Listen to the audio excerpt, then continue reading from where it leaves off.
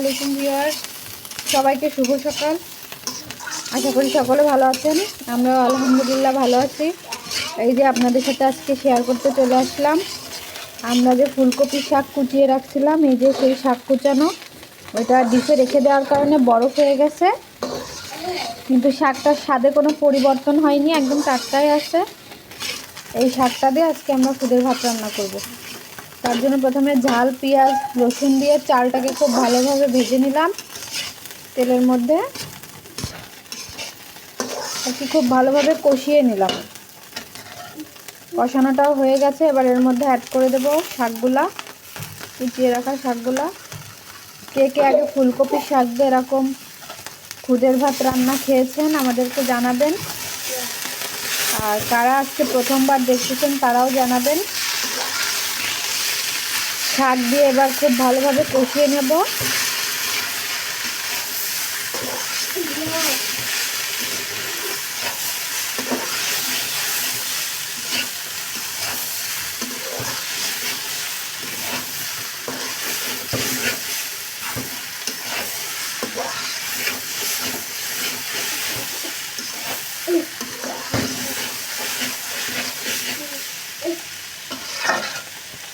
দেখতে থাকুন ভিউয়ার্স।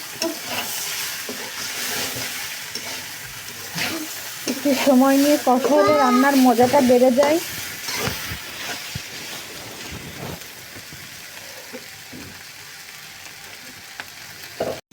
এই যে ভিউয়ার্স, শাকটা দিয়েও খুব ভালোভাবে কষানো হয়ে গেছে। আমরা অফ ক্যামেরাতে খুব ভালোভাবে কষিয়ে নিলাম এটা। দেখেন চালটা একদম ভাজা ভাজা হয়ে গেছে। এবার এখানে পানি অ্যাড করে দেবো ভালোভাবে এটাকে রান্নার জন্য।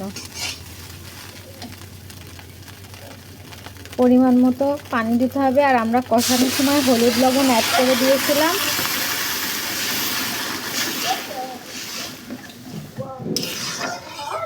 পানিটা একটু বুঝে দেবেন যদি আপনি ভাতটা ঝরঝরা খেতে চান।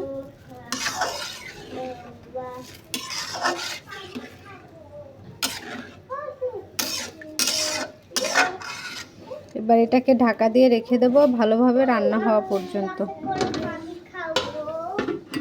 ফিরে আসছি 10 মিনিট পরে। এই যে ভিউয়ার্স, আমাদের শাক দিয়ে খুদের ভাতটা সম্পূর্ণ রেডি।